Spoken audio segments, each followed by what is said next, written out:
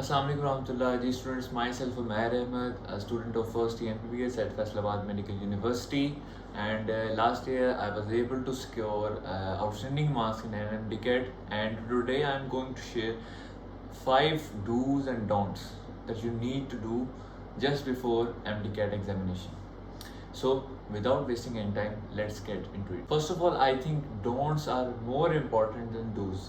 Because बहुत सारे student ऐसे काम कर रहे होते हैं जो कि उन्हें नहीं करने चाहिए और उससे उनका टाइम वेस्ट होता है, उन पर स्ट्रेस ज़्यादा होती है और उनकी एफिशिएंसी डिक्रीज करती है. So first of all, don't waste your time searching for MDCAT news.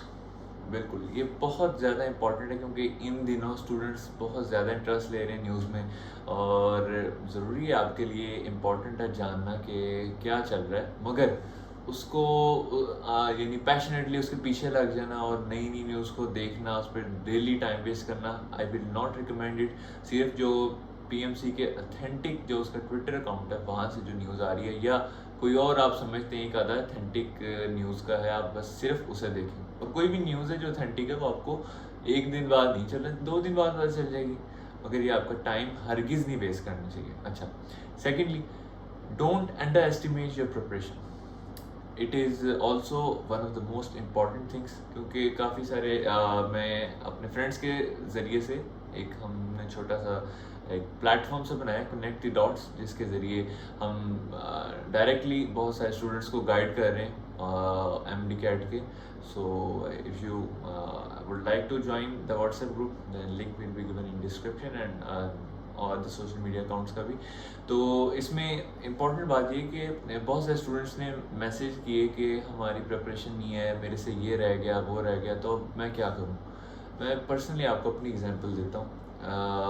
Biology की मैं बात करूँ तो उस वक्त ये था कि चूँकि फेडरल बुक भी हमें पढ़नी थी फेडरल बोर्ड की, तो फेडरल बोर्ड की जो बुक है उसको मैं सिर्फ 70% रीड कर सका थ्रू आउट एमडीकैट, और एक दफ़ा ही रीड किया सारा, यानी सेकंड रिवीजन का भी टाइम नहीं मिला. अब उस वक्त अगर मैं सोच लेता कि जो मैंने छोड़ दिया है वो तो आ जाना है और मेरी तैयारी पता नहीं किस तरह की है, शायद मैं पास होना है या नहीं होना है, तो वो मुझे डीमोटिवेट करता. सो अपनी प्रिपरेशन को कभी भी अंडर एस्टिमेट ना करें. आप ज़रूरी नहीं है कि जब आपने 100% प्रिपेयर किया हो आप तभी एक्सेल कर सकें एग्जाम में. Just be confident. आपने जो प्रिपेयर कर लिए उस पर कॉन्फिडेंट रहें and you will ace it इंशाल्लाह. Now thirdly, don't get overloaded in these last days. आपको ओवरलोड हरगिज़ नहीं होना. फ़र्ज़ करें आप अगर पहले 12 घंटे या 13 घंटे रोज़ाना सेल्फ स्टडी कर रहे थे, अब उसको थोड़ा डिक्रीज़ करें. I will recommend it. और मैंने पर्सनली भी ऐसे किया कि लास्ट वीक में मैंने उतनी इंटेंसिटी से नहीं पढ़ा जितनी इंटेंसिटी से पहले पढ़ रहा था, क्योंकि अब आपको थोड़ी जो है ना फ्रेशमेंट चाहिए, आपको थोड़े से माइंड आपका फ्रेश होना चाहिए और आपको थकावट ना हो, क्योंकि जब आप ओवरलोड होंगे तो वो just before the day of exam आप इतने ओवरलोड हो सकते हैं कि आप यानी मेंटल ब्रेकडाउन हो सकता है. कई मैंने स्टूडेंट्स की एग्जांपल भी देखी कि जस्ट बिफोर द एग्ज़ाम वो मेंटली जो है ना उन पर स्ट्रेस इतनी ज़्यादा आ जाती है, वो बर्डन और ओवरलोड थकावट प्लस हो जाती है, तो वो उसको जो है ना उतना वो अगले दिन टेस्ट नहीं दे पाते, तो टेस्ट ही बिल्कुल स्किप हो जाता है. तो इस वजह से अपने आप को बिल्कुल ओवरलोड नहीं करना. And don't get over excited about the test. And I think कि ये एक चीज़ है कि स्टूडेंट जो है ना वो उनको नहीं लग रहा होता कि इसका नुकसान होगा, लेकिन ये उनका बहुत ज़्यादा नुकसान कर जाती है. और वो इस तरह के जब आप ओवर एक्साइटेड हो जाते हैं कि यार कल मेरा एमडीकैट का टेस्ट है, और सोच रहे हैं मेरा कल एमडीकैट आ गया, यानी इस तरह के ज़हन में आ रहा था इतनी जल्दी, और वो दिन जिसका मैं 2 साल से तैयारी कर रहा था, इंतज़ार कर रहा था, वो आ गया दिन कि जैसे पता नहीं क़यामत का दिन है कल और पता नहीं क्या हो जाना है और किस तरह हम जाएंगे किस दुनिया में और कैसे उधर होगा सिस्टम. ये इस तरह आप हरगिज़ मत लें. और एक सिर्फ जुमला याद रखना कि MDCAT is a part of your life, it is just a step. आपने एक स्टेप ऊपर रखना है और आपकी ज़िंदगी आगे चलती रहनी है. आप अगर हो सकता है कि आपका रास्ता मुख्तलिफ हो दूसरों से, आप एमडीकैट नहीं है और ऑप्शंस, यानी ज़िंदगी ख़त्म नहीं होती, तो सिर्फ एक स्टेप है ज़िंदगी का.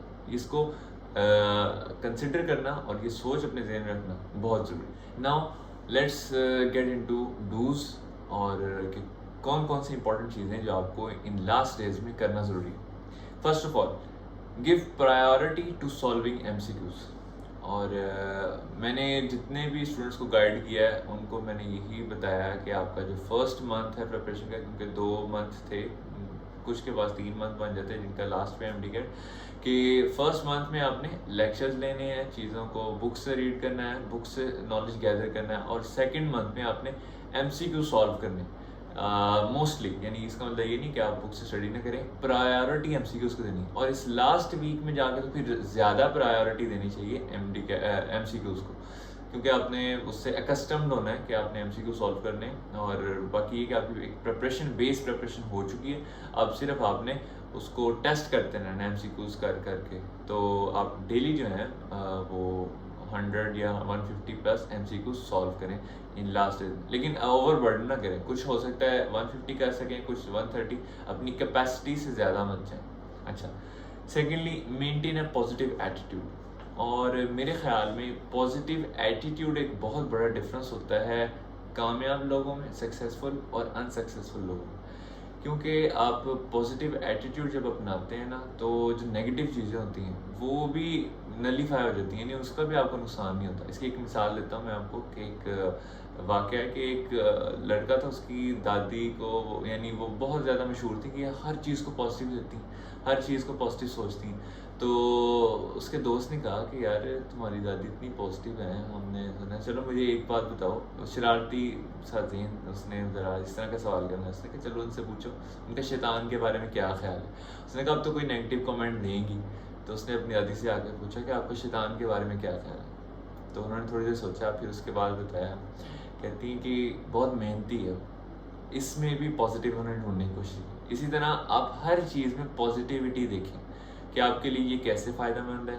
आप इसमें नेगेटिव एस्पेक्ट्स को साइड पे रख दें और उसको अपने ऊपर ना प्रेशर मत लें कि एमडी कैट जो है, अब मसलन फ़र्ज़ करें लेट हो जाता है, अल्लाह ना करे ऐसा कोई सिस्टम बने, फ़र्ज़ करें आगे पीछे हो जाता है आपकी डेट्स, आपका सेंटर चेंज हो जाता है एक शहर से उठा के दूसरे शहर में, वो कि यार ये तो सारा कुछ गलत हो गया, अब मेरे पास तो अब उतनी अपॉर्चुनिटी नहीं है, मेरे साथ गलत, यानी गलत हो गया और अब जो है ना कुछ ठीक नहीं हो सकता। ये एक नेगेटिव अप्रोच है। पॉजिटिव अप्रोच ये है कि जो होता है अल्लाह ने अच्छे के लिए किया है, आपके लिए जो बेहतर है वही आप उसमें खुश रहें और अपना 100% दें।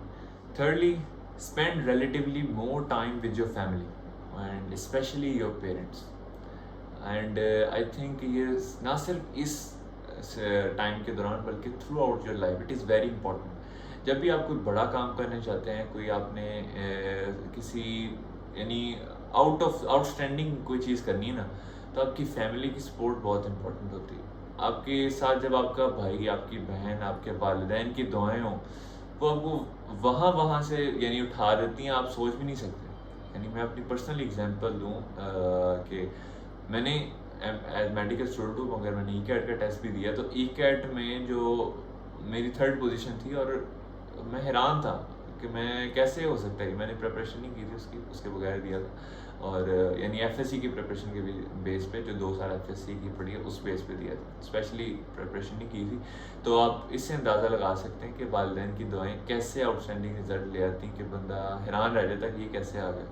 और सेकेंडली, जब मैं 10th था लास्ट ईयर एमडी कैट में, चूँकि बहुत सारे स्टूडेंट बता रहे थे आउट ऑफ सिलेबस एमसीक्यूज आ रहे हैं, ये प्रॉब्लम है, वो प्रॉब्लम है, और अब पता नहीं ये कहाँ से एमसीक्यूज दे रहे हैं, कई बच्चों का रिजल्ट ख़राब आ रहा है। इवन 16 सितंबर को लास्ट ईयर मेरे फ्रेंड का टेस्ट था, क्लोज फ्रेंड था, उसके मार्क्स बहुत कम आए, और वो तो हमारी क्लास में आउटस्टैंडिंग परफॉर्मर था। तो जब ऐसा हुआ तो मुझे भी बड़ा एक मेंटली जो है ना प्रेशर मैंने फील किया। मेरा 29 सितंबर को लास्ट ईयर टेस्ट था, तो मैं 2 दिन बिल्कुल नहीं पढ़ा कि अब कोई फ़ायदा नहीं है, तो आउट ऑफ सिलेबस चीज़ें आ रही, तो हमारी तैयारी का क्या फ़ायदा हो। फिर मेरे भाई ने, मेरे जो बड़ा भाई हैं, फाइनल ईयर MBBS में अभी, तो उन्होंने मुझे उस वक्त मोटिवेट किया कि तुम टेंशन ले रहे हो कि तुम्हारा पता नहीं होना है नहीं होना, तुमने पास होना है फेल होना है, मैं कह रहा हूँ कि you will be the topper, you will do it, और मैं तुम्हारे अंदर देख रहा हूँ तो वो सलाहियत, तो तुमने बिल्कुल टेंशन नहीं लेनी।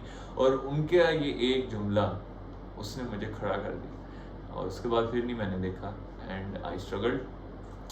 तो ये बहुत इंपॉर्टेंट होता है कि आपके बहन भाई और आपके वालिदैन इनकी support. So spend as much time as you can in these last days with your family and especially your parents.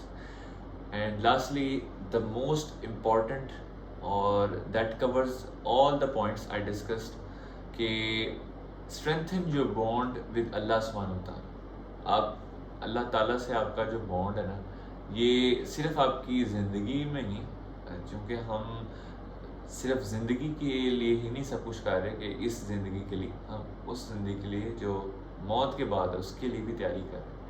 तो इट इज़ वेरी इम्पॉर्टेंट कि अल्लाह के साथ जो आपका बॉन्ड है वो बहुत स्ट्रॉन्ग है, क्योंकि आपको जिस सवाल का जवाब कहीं से नहीं मिलता वो अल्लाह ताला के यहाँ से मिल जाता है। जो आपको मोटिवेशन कहीं से नहीं मिलती वो वहाँ से मिलती है। जो आपको रिजल्ट्स, जो आपको कॉन्फिडेंस कहीं से नहीं मिलता वो वहाँ से मिलता है। और जब आपका अल्लाह ताला के साथ एक कनेक्शन स्ट्रॉन्ग होना, अल्लाह पे ईमान स्ट्रॉन्ग होगा, ना आपको डिप्रेशन होगा, ना आपको स्ट्रेस होगी, ना आपको ये टेंशन होगी कि मैं एमकैट में फ़ेल हो गया तो क्या होगा, या मेरा एडमिशन नहीं हुआ तो क्या होगा, और ना ही आपको ये टेंशन होगी कि मैं अगर डॉक्टर नहीं बन पाया तो क्या बनूँगा। अल्लाह ने आपको ज़िंदगी दी, इतनी नेमतें दी, तो वो ज़रूर कुछ ना कुछ आपके लिए बेहतर करेगा। लेकिन एक चीज़ इम्पोर्टेंट कि अगर आप अपनी अल्लाह की मर्ज़ी के मुताबिक अपनी ज़िंदगी कर लेंगे, फिर अल्लाह ताला भी आपके साथ वही करेंगे जो आपकी मर्ज़ी का।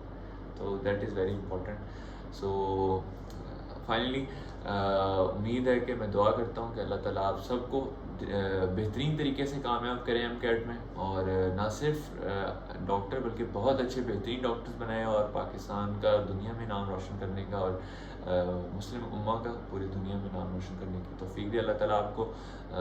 एंड मुझे भी दुआ में याद रखिएगा। And thank you very much. जज़ाकल्लाह। अस्सलाम वालेकुम।